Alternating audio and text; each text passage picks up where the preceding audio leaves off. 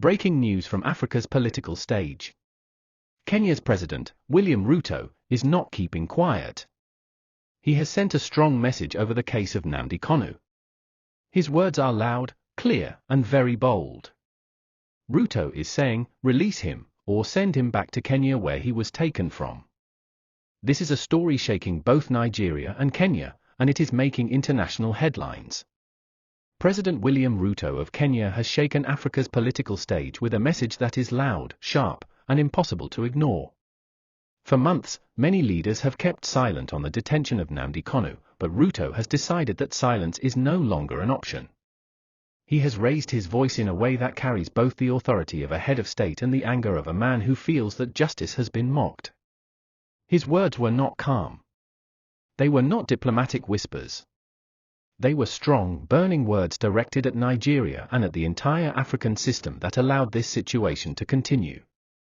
Ruto began by reminding the world of one fact that has never gone away: Nnamdi Kanu was taken from Kenyan soil in a manner that broke every rule of law.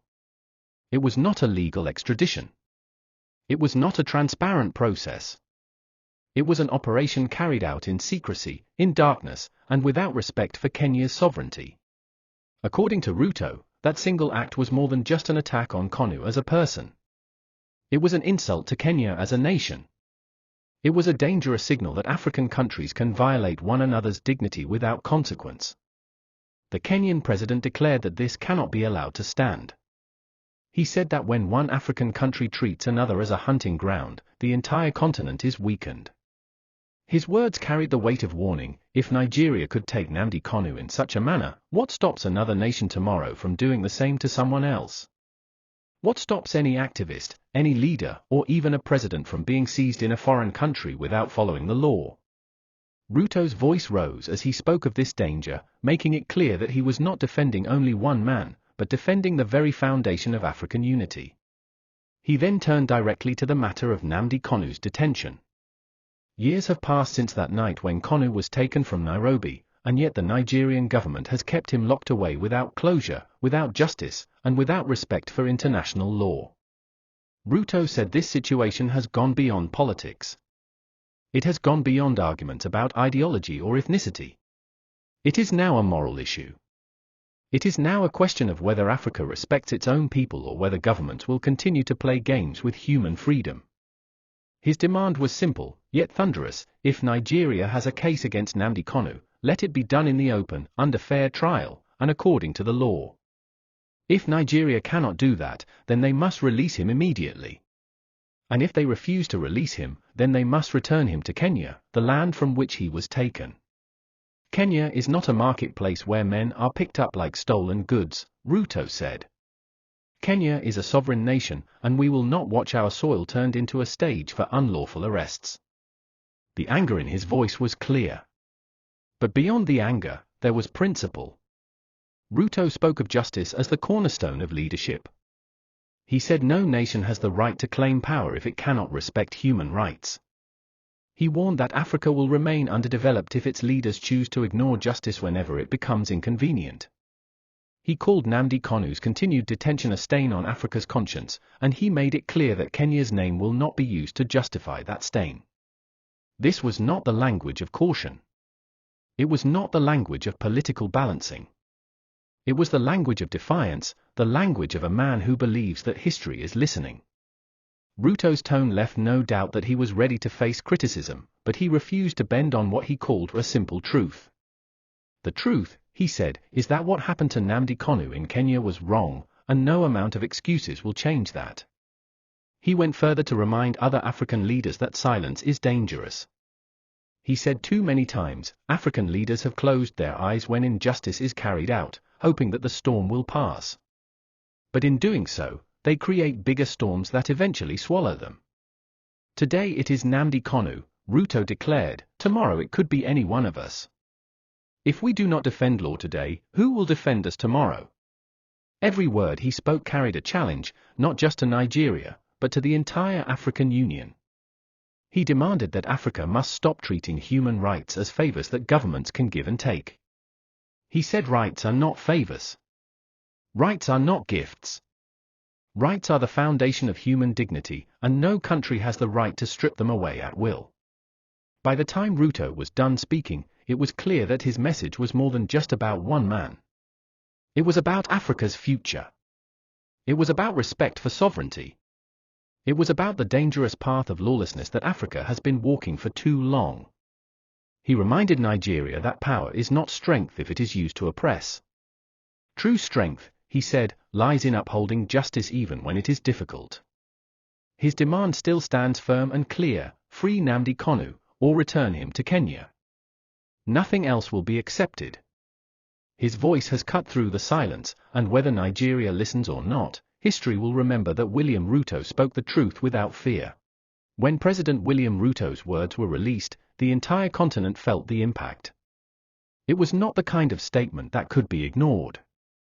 Within hours, the message traveled from Nairobi to Abuja, from Lagos to Johannesburg, and from Africa to the rest of the world. What Ruto had done was not ordinary. He had broken the silence that so many leaders had chosen to keep. And by doing so, he had opened a door that could no longer be closed. Across Kenya, citizens began to react with pride and support. Many Kenyans felt that their country's dignity had been wounded the day Nnamdi Kanu was taken. They had watched for years as the story unfolded, but few in leadership had spoken boldly about it. Now, hearing their own president call out Nigeria in such clear terms, they felt a sense of justice. For them, it was not only about Kanu. It was about Kenya standing tall, refusing to be treated as weak or voiceless. Social media in Kenya exploded with messages of support for Ruto, praising him for speaking like a leader who valued his nation's sovereignty. In Nigeria, however, the reaction was more divided. Among the ordinary people, especially those who have long demanded the release of Nnamdi Kanu, Ruto's words were welcomed with joy.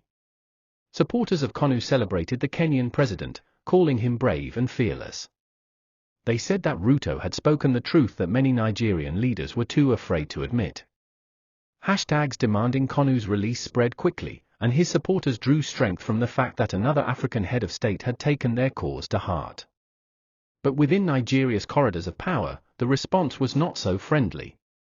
Some government officials accused Ruto of interfering in Nigeria's internal matters. They claimed that no foreign leader had the right to dictate how Nigeria should handle its own citizens. To them, Ruto's words were an insult to Nigeria's sovereignty. Yet even as they tried to push back, many Nigerians quietly acknowledged that Ruto was not lying. They knew the truth about how Kanu was brought from Kenya, and they understood that this was not a case of proper legal process. Outside of Kenya and Nigeria, the shockwaves were even more intense. Human rights organizations across Africa quickly aligned themselves with Ruto's statement. They said his words reflected what they had been shouting for years, that Nnamdi Kanu's case was a violation of human rights, and that the method of his capture was illegal. These groups issued their own calls for Nigeria to take Ruto's words seriously. Some even threatened to take the matter to international courts if nothing changed. In South Africa, political commentators described Ruto's move as historic. They said it was rare for an African president to challenge another so directly on matters of human rights. In Ghana, lawmakers debated the issue openly, asking why their own leaders were not as bold in defending justice. In Europe and America, news outlets picked up the story, reporting that Kenya's president had confronted Nigeria over the illegal detention of a separatist leader. Suddenly, what had been seen as an internal Nigerian matter was now becoming an international debate. The African Union also felt the tremor. Although it had not taken a formal position on Kanu's case before, Ruto's words put pressure on the Union to act. Critics began asking why the AU exists if it cannot defend the rights of Africans against abuse. Ruto had, in one stroke, turned the detention of Nnamdi Kanu into a test for African unity and credibility. Would the AU remain silent while one of its member states was accused of kidnapping a man from another country? Or would it rise to defend the principle of law? For many Africans watching, this was more than politics. It was about whether Africa was ready to defend its people with courage. Too often, leaders have hidden behind diplomacy while injustice grows. Too often, citizens have been told to wait quietly for change that never comes. Now, with Ruto's statement, the silence had been broken. people across the continent felt that if one leader could speak out, others could follow. His courage gave them hope that Africa might finally begin to stand for justice, not only in speeches, but in real action. The shockwaves also reached Nigerian communities abroad. In the United Kingdom, where many Nigerians live, activists quickly organized rallies, holding up Ruto's words as proof that the world was now watching. In the United States, civil rights groups began to demand that Washington press Nigeria on the issue. Everywhere, the same question kept rising: if Kenya is bold enough to defend its own dignity, why should others remain silent? The most powerful effect of Ruto's words was the sense of pressure they created. Nigeria could no longer pretend that Kanu's case was hidden within its borders. The issue had become continental, even global. And with every passing day, the pressure grew. Ordinary Africans were now looking at Nigeria not as the giant of Africa, but as a country standing accused of injustice. In political circles, analysts warned that Ruto's boldness could trigger a diplomatic standoff between Kenya and Nigeria. But they also noted that if Nigeria refused to respond, it risked losing credibility across Africa. For years, Nigeria has claimed to be a champion of African unity, but how could it defend unity while ignoring the rights of an individual taken in such a questionable way? By the time the dust of Ruto's words began to settle, one truth was clear: the case of Nnamdi Kanu was no longer a Nigerian matter. It had become an African matter, a global matter, and a test of justice itself. The shockwaves of Ruto's statement had spread far beyond what anyone could have imagined. And from the villages of Kenya to the streets of London, people were now asking the same question: will Nigeria release Nnamdi Kanu, or will it continue to hold him in defiance of law and principle? After President William Ruto's fiery words, the question on everyone's mind is simple but heavy: what comes next? Nigeria now finds itself standing at a crossroads. The detention of Nnamdi Kanu is no longer a matter kept within Abuja's walls. It has turned into a diplomatic storm, one that Nigeria cannot easily sweep away. The choices before the government are clear, but each choice carries serious consequences for the country's future and for Africa's unity. One possible path for Nigeria is to dig in its heels and refuse to listen. Some voices inside the Nigerian government have already hinted at this direction, insisting that the case is an internal affair and that no foreign leader has the right to interfere. If Nigeria decides to stand on this argument, it may gain a short burst of pride, but the cost will be heavy.